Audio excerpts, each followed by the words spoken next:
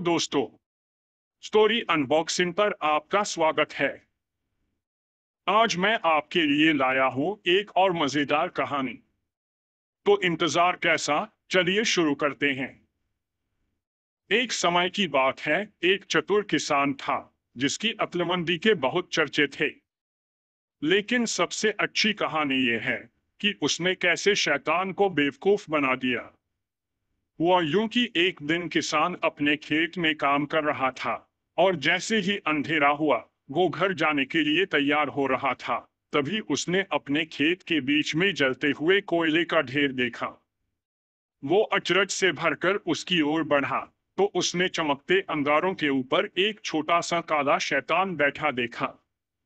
किसान ने कहा, तुम जरूर किसी बेशकीमती खजाने पर बैठे हो। शैतान ने जवाब दिया, हाँ सही कहा, एक ऐसे खजाने पर जिसमें इतना ज्यादा सोना और चांदी है जितना तुमने अपनी जिंदगी में कभी नहीं देखा होगा।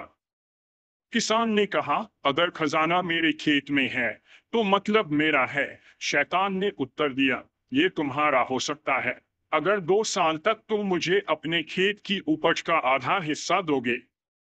मेरे पास काफी पैसा है, लेकिन मुझे पृथ्वी के फल की इच्छा है। किसान ने ये कहते हुए सौदेबाजी की। बंटवारे में किसी भी विवाद से बचने के लिए जमीन के ऊपर की हर चीज तुम्हारी होगी और जमीन के नीचे की हर चीज मेरी होगी। शैतान इससे सहमत हो गया।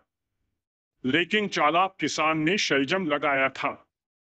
अब जब फसल काटने का वक्त आया तो शैतान प्रकट हुआ और उसकी फसल ले जाना चाहता था, लेकिन उसे पीले सूखे पत्तों के अलावा कुछ नहीं मिला और किसान ने खुशी खुशी अपनी शलजम खोद ली।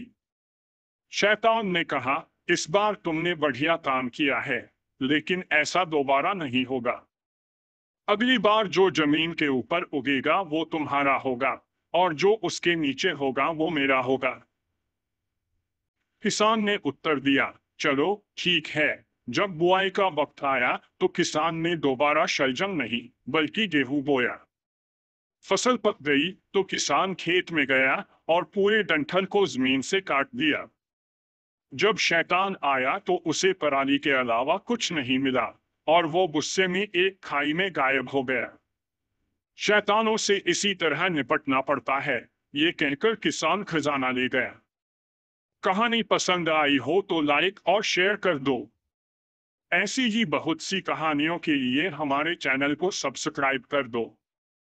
मिलते हैं अगली कहानी में, तब तक के लिए हंसते रहिए, मुस्कुराते रहिए।